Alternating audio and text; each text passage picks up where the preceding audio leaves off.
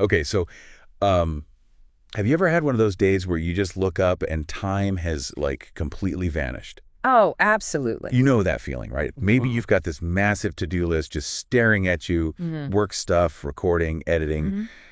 cooking, family things, emails piling up, and you think, okay, just a quick look at my phone. Just for a second. Exactly. Yeah. And then you start scrolling, and you Mm. keep scrolling, and then boom, suddenly like 2 hours are just gone. Poof. Yeah, Yeah. poof. Like bad magic. You didn't learn anything, didn't create anything, didn't even really relax. It just feels lost. Right. And you end up feeling, well, honestly, pretty bad about it afterwards. Yeah. I know I've been there so many times. Yeah. And if that sounds familiar to you listening, seriously, you are definitely not alone. Not at all. It feels pretty universal these days. It really does. And that feeling, that whole lost time thing, it leads us straight into the big question we're digging into today. How can we stop wasting time? Yeah. And maybe start using it in a way that actually feels good? And for this deep dive, we're drawing on some really insightful bits from Wise Time Management for a Fulfilling Life. It offers some, genuinely practical, surprisingly straightforward ways to think about our time, our most valuable thing, really. Exactly. So that's our mission today, right? To unpack those insights, pull out the best bits, and hopefully help you feel a bit more in control, maybe calmer about your time. Yeah, less frantic. Totally. Turning that frustrating feeling that, time just slipping away into something more intentional, something that feels, well, better. Okay, let's get into it. Let's do it.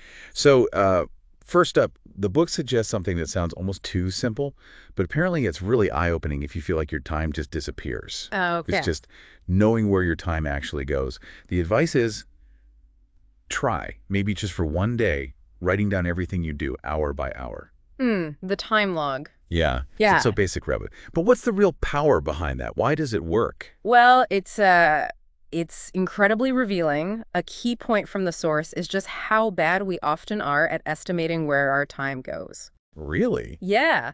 Studies mentioned in the book show that people, on average, misjudge how much time they spend on, let's say, unproductive stuff by like 30 to 40%. Wow, that much. It's huge.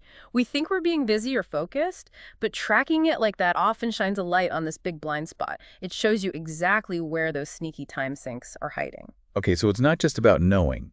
It's about correcting how we even see our time. Precisely. It corrects a fundamental misperception. That 30, 40%, that totally shifts things from, oh, I never have enough time to, hang on, maybe I just don't know where it's really going. Exactly. And speaking of feeling busy, that takes us right into the next really key idea the source talks about, the difference between just being busy and actually being productive. Yes, the busy trap. Totally. I mean, I often find myself rushing around doing a million things and I feel super productive.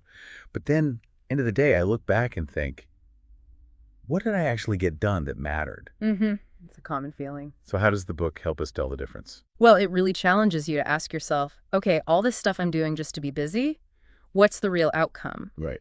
It stresses that real productivity isn't about just checking off a million tiny tasks. It's about focusing your effort, your deep effort, on the things that genuinely move the needle.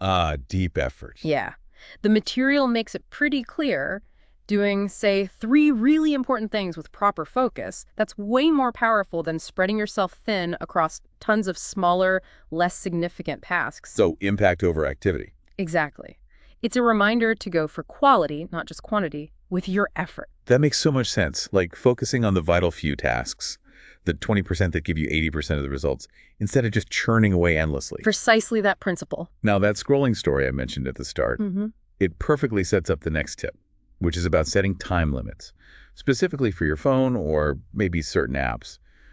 The advice isn't necessarily delete everything, which can feel a bit extreme for some people. Right, it's not always realistic. But more about managing how much you engage. Yeah, and the source makes a really useful distinction here. It basically says, look, 20 minutes on social media, that can be totally fine if you meant to do it. Maybe you're catching up with friends or checking something specific. Yeah, intentional use. Intentional, exactly. But 2 hours just scrolling mindlessly, that's a whole different ballgame. Yeah, that's the danger zone. So it encourages this mindful approach. Yeah. It admits these tools can be useful, but we absolutely have to set some boundaries. Otherwise, they just subtly eat away at our most valuable thing, our time. It's about being the user, not being used by the tech. That's a great way to put it. Be the user, don't be used. I like that. Yeah. And it flows really nicely into what feels like a kind of universal filter question for almost anything you do. The book suggests pausing and just asking yourself, is this helping me or hurting me? Sounds so simple, but I guess the power is in actually pausing and asking. Absolutely. If you connect that to the bigger picture of your life, your goals, it empowers you to be your own judge, really, about how you spend your time. Makes sense. When you feel that urge to just scroll, or maybe when you're about to say yes to another commitment, just stopping for a second, genuinely asking, is this actually helping my goals, my health, my peace of mind? And being honest about the answer. Exactly. The source wisely suggests if the honest answer is no, well, then it's probably time to stop, or at least rethink it. It's about lining up what you do with what you actually value. Right, aligning actions and values. Yeah. Okay, so we've got tracking time, understanding busy versus productive, setting limits, asking helping or hurting. What does this all mean for us day to day? How do we start without feeling like it's just another thing to do? Yeah, avoiding the overwhelm. Exactly. Yeah. And the final tip from the book seems to really nail this in a positive, doable way. It says, choose just one thing you want more of in your life. Just one. Just one. It could be, I don't know, more time learning Spanish, maybe more exercise, reading more books, or even just more really focused present time with your partner or kids. Ah, I see. So instead of trying to fix everything, Right. you pick one positive thing to add in. Yes. And the beauty of it, according to the source, is how simple and achievable it is. Yeah. You pick that one thing, and you just intentionally make a little more space for it every day. Even a small amount. Even just 10 minutes. The book calls dedicating just 10 minutes to that chosen thing a gift to yourself. That's a lovely way to frame it. A gift. Isn't it? It's about those small, consistent, deliberate steps towards what you actually care about. Yeah. Instead of trying this massive overhaul that, let's be honest, usually flings out pretty quickly. Yeah, that feels much more sustainable. It makes wise time management feel, well, actually possible, not some impossible ideal. Totally within reach. So as we kind of wrap up this deep dive, it feels important to come back to that really profound connection the source makes. Your time is your life. Wow. Yeah, that hits home. It really does, doesn't it? When you think about it like that. Consciously using our time with care, maybe with love, definitely with meaning, how that can genuinely change our daily experience, lead us to feel more in control and, yeah, calmer. It really does tie it all together. It brings it back to that main message. Yeah. Look, it's not about being busy 24/7. It's definitely not about being perfect every single minute. No. It's about being intentional. Just making conscious choices about how we use this time we have because, well, you can't get it back. Recognizing its real value. And here's a really powerful thought, straight from the source material, maybe something for you listening to just carry forward. Yeah. It feels quite liberating, actually. You don't have to do everything. Permission to not do it all. Exactly. But you can do something, and you can do it well. That's powerful. Focus on doing something well rather than trying and failing to do everything. Right. So maybe just reflect on that wisdom.